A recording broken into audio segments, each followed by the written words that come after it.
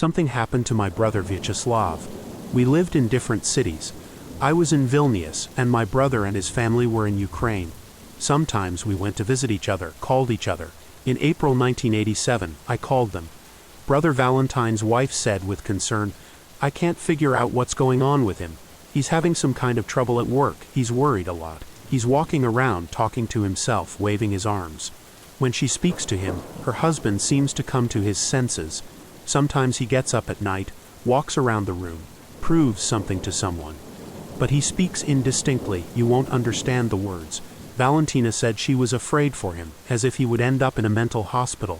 The next time I called them, my brother answered the phone. I asked him how he was. "How were you?" He said that everything would be fine. We agreed that he would take a vacation and come to me. He needs to rest. During the week, my brother had to send me a telegram when to meet him.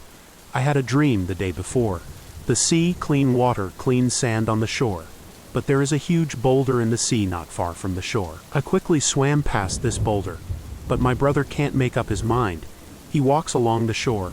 From whatever side he approaches, the stone stands in his way, gets in the way. I call out to him, wave my hand and say, "Go around." I swam through. But he never made up his mind. I couldn't figure out the dream, but one thing reassured me. The water was clear, and it was a pity that my brother hadn't followed me. I was waiting for a telegram from him, and I received it in the evening, for the funeral. I didn't even realize who was dead right away. My brother's name is in the telegram, but I can't figure out who died. He was 46 years old. What kind of funeral? So much for the prophetic dream. I managed to overcome the obstacle, but my brother did not. The next day I flew to them. It turned out that he had committed suicide by hanging himself in the garage. When I didn't come to work in the morning, they started looking for me.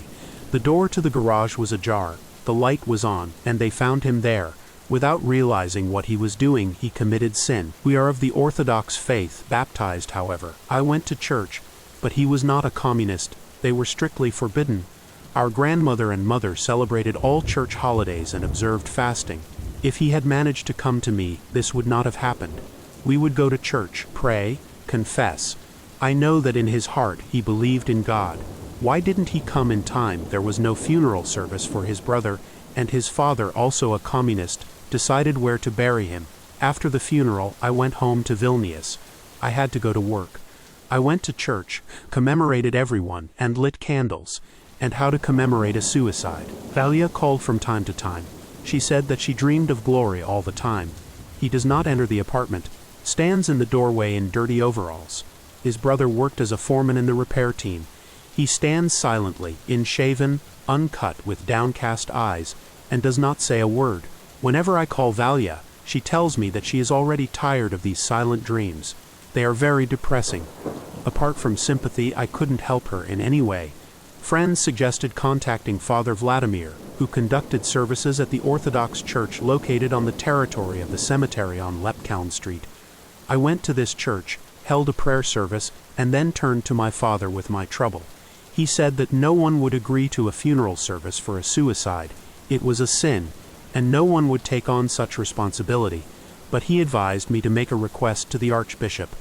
I walked the whole way with prayer, asking to be at least listened to. Maybe God was there when my soul opened up in confession.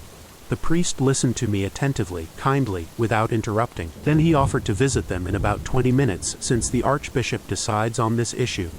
I knew that everything would be resolved now, and if they didn't give a positive answer, then it was God's will. At the proper time, I went in. The document, permission for the funeral service. It has already been printed. In my presence, it was registered in the book and handed to me. The document was signed by the Archbishop of Vilna and Lithuania. Last name, signature, seal.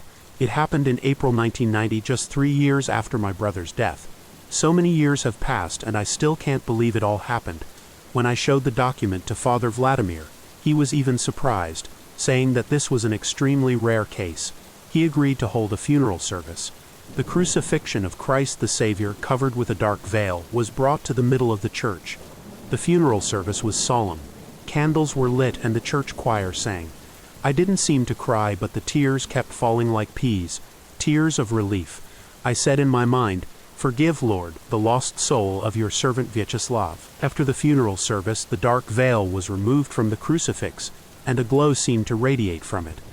I was given sealed consecrated earth and half-burned candles, and the priest explained what to do next. In the evening, I flew to Ukraine by plane and called my daughter-in-law. We agreed that we would go to the cemetery in the morning. In the morning, Valya kept trying to say something. I felt something joyful. But I didn't tell her, so we put it off for later. We arrived at the cemetery, put the grave in order, and as Father Vladimir explained to me, I poured the earth on it with a cross. She lit candles that had not burned out in a Lithuanian church, and looking at her brother's photograph on the monument said, "Brother, that's all I could do for you." I look at the photo, and his eyes sparkle and even seem to brighten. I even froze. My breath caught in my throat. Then Valya screams, "Look at his lips, he's smiling." We both sat down on a bench in shock, to bring ourselves to our senses. How to understand this? We didn't expect anything like this, and no one warned us. They calmed down, and then Valya told me that for the first time in 3 years she had a dream. As always, her husband is standing in the doorway, but he is dressed in a clean 3-piece suit in which we buried him, shorn, shaved. Joyfully informs, "Valya, and now I live in another house, I feel good here."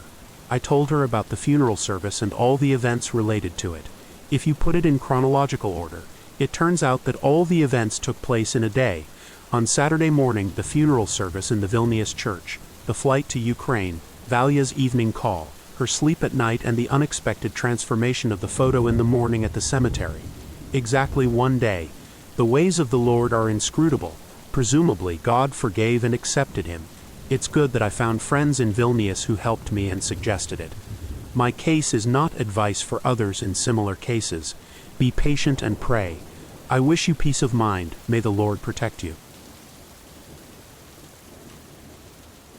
Icon. As a child, I firmly believed that all icons and images of saints in general bring only one benefit, and if they don't benefit, they can't interfere in any way. And then one day I realized that anything, even an icon, can carry bad energy. My mother, as a knowledgeable person, always attracted people to her. And then one day a woman whose name I don't remember came to her. She told me that one of her friends has a small icon like this, and they often take it with them on the road, and my friend couldn't get enough of this icon. It brings only joy and benefits. In general, she called it miraculous, and sincerely believed in it. You wouldn't believe it. This icon was given to a woman by some distant relative as a gift, who had never needed anything in her life until she was very old. So this woman felt the power of the icon on herself. She looked younger. They gave her and her husband a promotion at work. Life got better, and the long-awaited child was born. In general, everything is fine. My mother listened to all this, and asked what was the reason for the visit. And then the friend of this woman with the icon hesitated a little, as if trying to find the words. "She's not a good icon," she said firmly. I walk past her or look at her, and it immediately makes me feel sick. No matter how many times I go to my friend's house, as soon as I leave the threshold and come home, it immediately feels bad. I can go sick for a month. "And you're not the only one who thinks so," my mom suggested. "You guessed right. We used to have a whole company, but now that this icon has appeared, no one wants to go to this house. We had a fight, or we just don't communicate anymore for various reasons. In general, this icon makes everyone feel bad, but its owner is only getting better every day, getting younger before our eyes." Mom told this woman that in any case she needed to look at the icon up close. The visitor just threw up her hands and admitted that she had tried to beg her friend for an icon, but she seemed to go crazy for a minute, flew into a rage like a fury, and kicked her friend out. There is no trial, so my mother just strongly advised me to get rid of the icon in any way if this continues. It's probably been a month, maybe 2. My mother found out that the owner of that icon was very ill. She didn't get up for several months, and then her husband went down. And that's when the family presented the icon to their relatives. Immediately, they all recovered, and the child, who also began to get very sick, also recovered. In the new family, the icon has once again become a revered relic. But the icon didn't stay in the new house for long. She brought the family a lot of joy and happiness, especially material ones. But all this was overshadowed by terrible grief. The father of the family died, burned down in the car.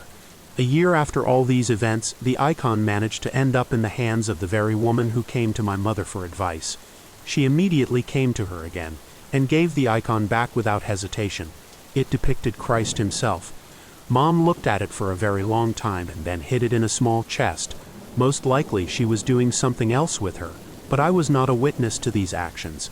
In general, the icon has been kept by us ever since. Mom used to keep an eye on it, but now I keep it. Mom didn't give me any special instructions, except for one thing.